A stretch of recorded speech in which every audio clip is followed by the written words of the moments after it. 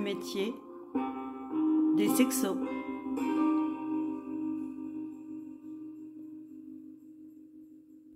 Bonjour, je m'appelle Pascal Skomski. Je suis sexologue depuis 2019. Et il y a quelque temps, j'ai eu plusieurs demandes de partage, d'interviews de la part d'étudiants qui voulaient comprendre c'était quoi mon métier.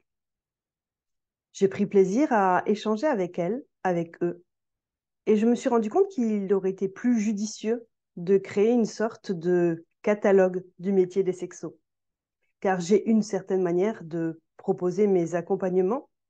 Et mes collègues ont d'autres ressources et d'autres manières de proposer leurs accompagnements. C'est dans cette idée-là que j'ai proposé de créer le métier des sexos. Le métier des sexos, c'est un ensemble d'interviews de différents professionnels de l'accompagnement, de l'intimité, de la sexualité, du couple. Au fur et à mesure de ces entretiens, vous allez découvrir différentes personnes avec différents outils. Ça a été très riche et très joyeux pour moi de mener ces enquêtes et de découvrir l'univers de tous mes collègues. Ça a été très joyeux également de me rendre compte qu'il existait tant de thérapeutes différents que de patients, clients ou personnes qui pourraient être accompagnés. J'espère que vous prendrez autant de plaisir que moi à découvrir ces interviews. N'hésitez pas à laisser des commentaires en dessous, n'hésitez pas à partager. Il est intéressant, selon moi, de faire découvrir ce nouveau métier qu'est le métier des sexos.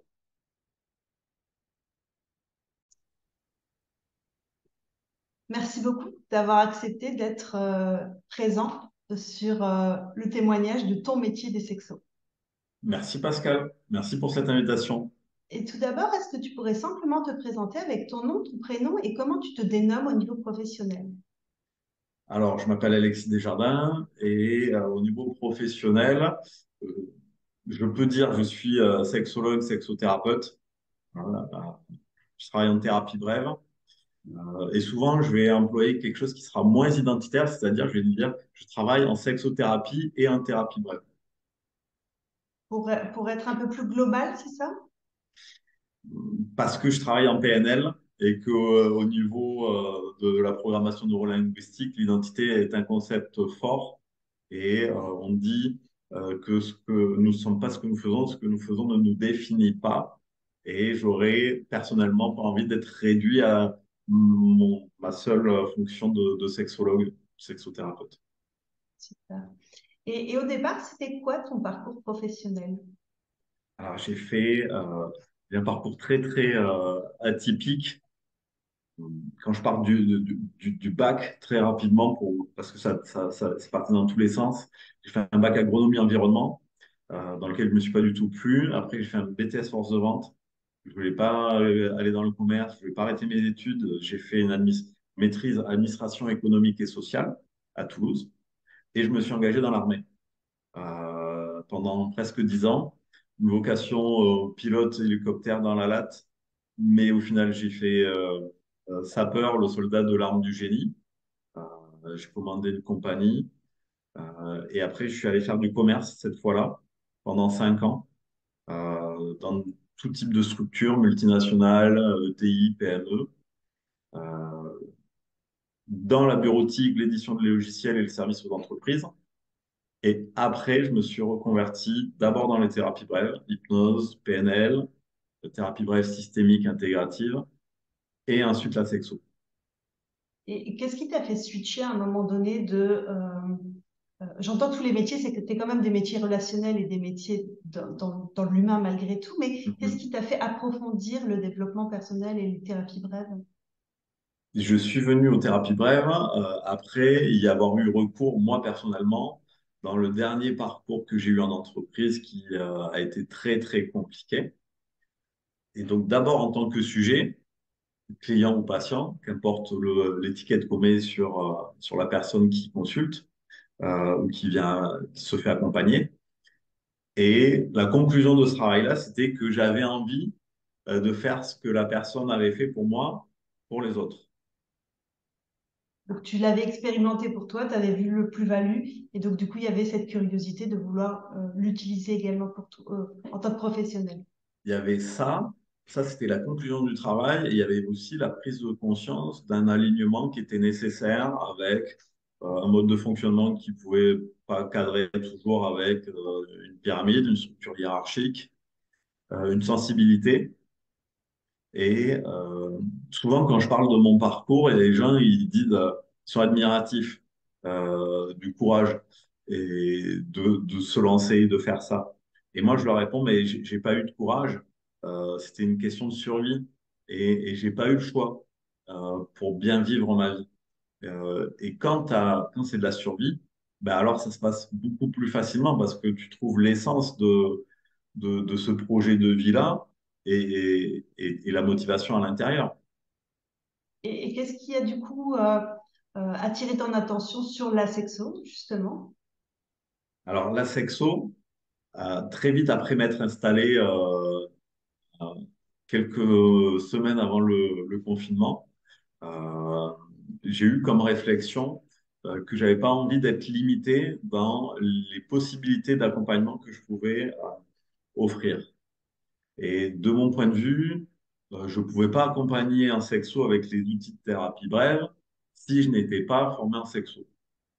Donc, la volonté de pouvoir accompagner tout type de demande et de ne pas être limité, euh, c'est ce qui m'a permis de me tourner vers la sexo, de l'envisager comme une spécialité à part entière et totalement intégrée dans mon métier. Et aujourd'hui, j'accompagne en cabinet à 90% sur des sujets sexuels. J'ai d'autres collègues qui se sont jamais rendus compte que la sexo, finalement, ça pouvait être manquant dans leur pratique. Qu'est-ce qui t'a fait, toi, voir que ce sujet-là, il méritait d'être approfondi ou qu'il méritait d'être peaufiné? Ben, tu touches à la pulsion de vie quand tu touches à la sexo. Euh, Quand cette pulsion de vie, elle est manquante, non, elle est éteinte, elle est atone euh, dans la personne qui vient te voir, qui vient te consulter pour un sujet ou un autre. Moi, je crois beaucoup que euh, euh, toutes les difficultés ne sont pas nécessairement enclavées dans un domaine et qu'il y a beaucoup de porosité entre elles dans le domaine de la vie. Et on est sur la place de euh, l'élan vital avec la sexo, de la pulsion, la façon dont le ça va s'exprimer. Et, euh, et si tu n'as pas les outils pour pouvoir aller questionner ça, euh, faire prendre conscience si cette prise de conscience est nécessaire, bah, je trouve que ton impact sur la façon de répondre à la demande initiale est limité. Et c'est dommage. Ouais, pour ajouter plus de pertinence, finalement. Ouais, plus de pertinence, plus d'efficacité et plus d'effet ressentis au travail que la personne va se permettre de faire pour elle-même. Parce que tu seras d'accord avec moi, on ne travaille pas, nous, on guide, hein, c'est la personne qui fait le travail pour elle-même. De manière pratico-pratique, comment tu exerces du coup actuellement? Tu es à ton compte, tu es dans une structure, comment tu fonctionnes? Je suis à mon compte avec trois lieux d'exercice différents. Où je suis 2 jours à Toulouse, lundi, mardi, 2 jours à Montauban, mercredi, jeudi, et un jour où je fais mon métier de sexo, de thérapeute en hypnose, en PNL, au sein de la clinique Croix du Sud à Cannes-Foncegrive, euh, où je sous-loue le cabinet d'un neurologue. D'accord? Mais donc du coup, toujours en libéral, c'est ça, mais dans cet institut. C'est ça, Et exactement. du coup, c'est quel type de public qui vient te voir à ce moment-là? Le même, Le même? le même que je peux recevoir à Toulouse ou à Montauban. Bah, c'est intéressant de voir que, n'étant pas sexologue clinicien, bah, cette dynamique au niveau du service urologie à Toulouse m'a ouvert leurs portes dans le fait de pouvoir prendre le quartier le vendredi à Toulouse. C'est chouette de voir ces ouvertures-là. Ben oui, oui, oui. Pour toi, quelles sont les compétences nécessaires pour exercer cette profession? La première, c'est la curiosité. Pour moi, si t'es pas curieux, il manque quelque chose. Ensuite, il va y avoir toute la formation. La formation théorique, pratique. Et de mon point de vue, l'adossement de la sexo à une technique d'accompagnement de la personne pour faire que la personne qui va venir te voir avec une demande, tu seras en capacité de l'amener d'un point A à un point B. Et ça, c'est de mon point de vue essentiel dans le champ dans lequel j'inscris mon travail, euh, très très marqué par l'orientation solution. Qui est du coup avec ces thérapies brèves et puis avec l'outil de la PNL, quoi, c'est ça. Ouais. En sachant que, évidemment, le sujet de la sexo étant ce qu'il est, complexe, multifactoriel, euh, il y a une part intégrative importante à envisager dans l'accompagnement. Et tu ne peux pas aller rapidement si tu n'intègres pas tous les concepts dont la personne pourrait avoir besoin au moment où elle en a besoin. Et donc, tu peux aller de la psychanalyse à l'art-thérapie en passant par l'hypnose. Euh, et cette capacité à intégrer ça dans ce que tu vas considérer comme, pour moi, le plus gros premier domino que tu vas faire tomber pour permettre à la personne de faire son travail. C'est déjà travailler sur les, si je comprends bien, c'est travailler les connaissances, les représentations et l'ouverture. Et du coup, déjà, une fois que ce boulot-là il est fait, ça pose d'autres types, d'autres chemins à parcourir. Mhm. Donc, voilà les compétences. Et après, dans le domaine des soft skills, des compétences douces, c'est l'accueil inconditionnel de la personne qui vient te voir, euh, de l'empathie, évidemment, euh, et puis une capacité à- et qui au final doit être sûrement la première, c'est la solidité. Tu dois être solide. Et ça, c'est Alain Héril, qui est mon formateur en sexo, euh, qui dans son enseignement nous l'a dit plusieurs fois. Et le thérapeute doit être solide pour permettre à la personne de venir s'appuyer sur lui pour faire le travail qu'elle a besoin de faire. Alors, c'est Et, rigolo parce que les intervenants, ils sont un peu au hasard et en fait, il y a beaucoup de gens qui sont passés par les apprentissages de Alain Ril et effectivement, finalement, il y a certaines interviews qui sont teintées de son discours et de son approche eh oui, également. bien sûr. Par rapport aux connaissances liées à la sexologie, à l'intimité, il y a beaucoup d'informations maintenant sur le net, sur les réseaux, dans les médias. Et parfois, c'est un peu compliqué de faire la part des choses entre toutes ces informations. Du coup, ma question, elle est un peu double. C'est comment toi, d'un côté, en tant que professionnel, tu fais la part des choses entre tout ce qui est véhiculé. Et l'autre part, c'est comment tu aides les personnes qui viennent te consulter à pouvoir parfois mettre de la distance, à pouvoir accueillir ou à pouvoir comprendre ce qui est dit. Alors, sur la première question, comment moi je fais? Euh, En PNL, moi j'ai un métaprogramme. Métaprogramme, c'est une structure de schéma comportemental inconsciente qui permet d'organiser, trier les données et d'agir avec. Et je suis sur le traitement de l'info dans référence interne. Donc, je vais trouver la réponse souvent par moi-même à l'intérieur de moi. Donc, je vais avoir un esprit critique sur ce que je peux lire et découvrir, entendre, écouter, qui va m'amener à avoir cette réflexion-là. Et tout ça, je vais le passer au prisme des enseignements que j'ai eus, théoriques, plus de mon expérience en cabinet avec les personnes que j'ai eues suivies. donc avec un côté un peu plus empirique. Et en mélangeant tout ça, je me dis, oui, ça c'est intéressant, ça pourquoi pas, ça non, je ne prends pas. Et il y a il y a des propos qui effectivement sont tenus d'une façon juste magistrale, hein. Il y a vraiment beaucoup de valeur. Il y a beaucoup de comptes Instagram surtout euh, en ce sens-là. Mais il y a aussi des imprécisions, notamment sur l'orgasme et l'éjaculation chez l'homme, où il y en a qui associent encore les deux. Euh, et c'est un peu dommage. Donc, comment après je réponds à ça, aux demandes des personnes qui viennent me voir? Je leur dis, il y a quelques supports que je vais pouvoir proposer. Euh, et puis, je vais les inviter à faire preuve de sens critique eux-mêmes et à poser des questions s'ils en ont. Euh, surtout, le canal, il est ouvert quand j'accompagne. Euh, mais je parle de service après-vente.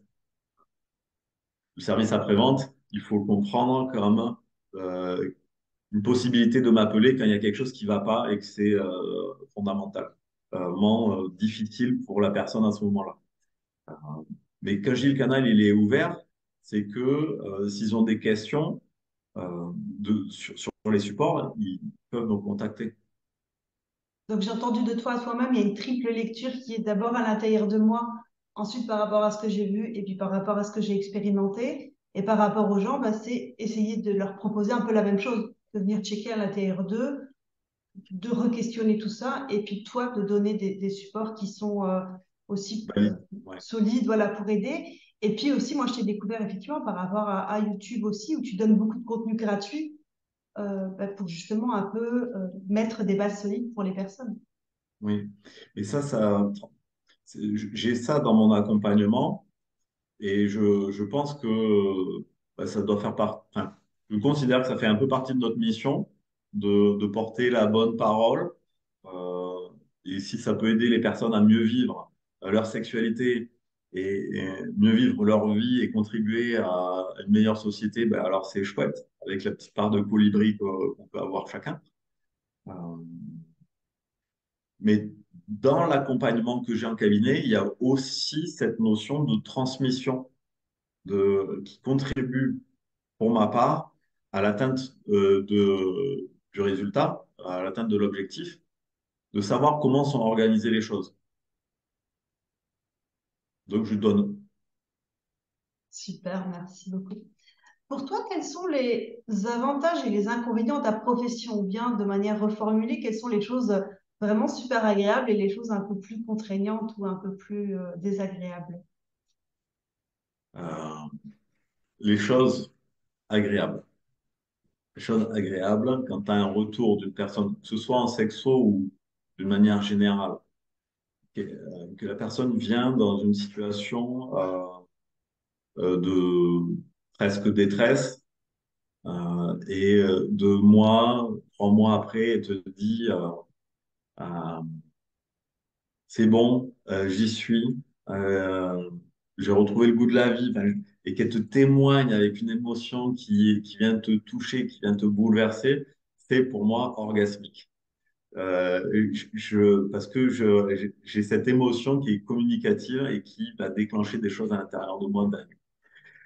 Et vivre ça, c'est juste extraordinaire. Ça t'envoie un shoot d'hormones pour la journée.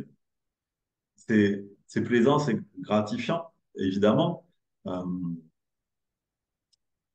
c'est surtout pour moi l'opportunité de ne plus travailler. Je vis ma vie telle que j'en ai envie. Et c'est Confucius qui dit trouve un travail que tu aimes et tu n'auras plus l'impression de travailler de ta vie. Euh, je l'ai fait et j'en suis le plus heureux possible. Euh, L'inconvénient du métier, euh, c'est qu'on peut t'étiqueter dans ta vie perso. Euh, il est sexologue, euh, donc il sait. Et de cette traduction, les personnes vont en faire un usage qui n'est pas forcément toujours la réalité, où ils travaillent tout le temps, ils t'analysent. Donc, c'est des fois être mis dans une case. Mais pour moi, c'est pas un gros inconvénient, puisque je sais que je ne suis pas dans la case et que ça leur appartient. Qu'est-ce que j'ai comme inconvénient? Euh, je ne sais pas si c'est lié au métier de sexo, mais si ce n'est pas plus à l'évolution de la société, mais il y a quand même pas mal de clients qui sont des no-show, comme on le dit entre collègues qui sont un peu anglophones, c'est-à-dire des lapins, et des gens qui viennent, prennent des rendez-vous et viennent perturber ton activité parce qu'ils n'ont pas la décence de prévenir avant ou la politesse d'honorer un engagement. Ça, c'est un peu désagréable. C'est pas un gros inconvénient, mais c'est toujours mieux parce qu'on a toujours plus intéressant à faire que d'accompagner quelqu'un qui viendrait à reculons. Euh, mais c'est pas chouette, tu vois. Oui, parfois le manque d'engagement ou le manque d'investissement, effectivement, de certaines personnes qui finalement sont peut-être pas prêtes, juste. Mais Ouais. Alors, la personne qui est pas prête, tu le comprends et puis tu le discernes. Euh, mais moi, après, j'appelle, euh, puis en fonction du comportement qui est en face, tu arrives assez bien à discriminer euh, la notion d'engagement, de désintérêt et d'irrespect. du coup, tu m'as dit que tu travaillais dans ces trois endroits-là. Et du coup, tu as des journées un peu types avec des horaires posés. Comment tu fonctionnes dans l'organisation du coup? Tu fais que des consultations, tu fais des consultations d'individuels de couple. Voilà, comment se poserait une semaine type, par exemple? Alors, je travaille en individuel et en couple, effectivement, euh, sur la sexo, mais pas que. J'ai deux agendas en ligne qui permettent la prise de rendez-vous sur les trois cabinets, avec une synchro sur un agenda Google. Et donc, je vais gérer mes indisponibilités euh, perso, pro, euh, sur cet agenda. Alors, je devrais dire Google ou citer trois marques. Pas ici. Pas ici, On comme n'est pas ça. à la radio, je crois. Euh, donc, je me gère comme ça. Euh, Mon activité, elle est essentiellement tournée autour de la consultation aujourd'hui. Euh, j'ai le projet de monter une école de sexo et de thérapie brève. Euh, donc, avec beaucoup d'organisation, de planification, euh, on arrive à faire pas mal de choses, euh, mais il faut la discipline, la technique, et après, ça s'organise plutôt bien, et puis faire un peu confiance à l'univers qu'il envoie ce dont on a besoin. Super. Est-ce que tu aurais des conseils à donner à un étudiant ou à un professionnel qui souhaiterait se réorienter dans ce domaine-là d'activité? J'ai souvent des appels de personnes qui viennent à moi pour savoir comment j'ai fait parler de mon métier. Je pense que c'est important de répondre à ça. Euh, le conseil, se former avec un outil autour de la sexo, hein, savoir comment est la sexo, avoir un outil d'accompagnement de la personne sur lequel on va pouvoir appuyer le travail qu'on va faire en sexo, et ensuite euh, aller expérimenter, questionner, comme le dit Alain Hiril, confronter ses limites sans jamais les dépasser. Et moi, je reprends souvent les propos de Jung, hein, on ne peut correctement accompagner au-delà de là où nous sommes allés. Donc, c'est Coluche qui dit, le gars, il nous vendait de l'intelligence, il n'avait pas un gramme sur lui. C'est bien de savoir de quoi on parle pour pouvoir être en lien avec les personnes qui vont venir. en face de nous avec leurs problématiques, qu'elles soient sur une sexualité plutôt vanille ou plutôt kinky BDSM. Si tu comprends pas de quoi on te parle, c'est compliqué de répondre à la demande. Donc, se former et être curieux. Et pour clore, est-ce qu'en un mot, une phrase ou un concept, tu peux me résumer ta vision de la sexualité, de la vie intime? En une phrase, c'est compliqué. Euh, la sexualité et la vie intime. euh,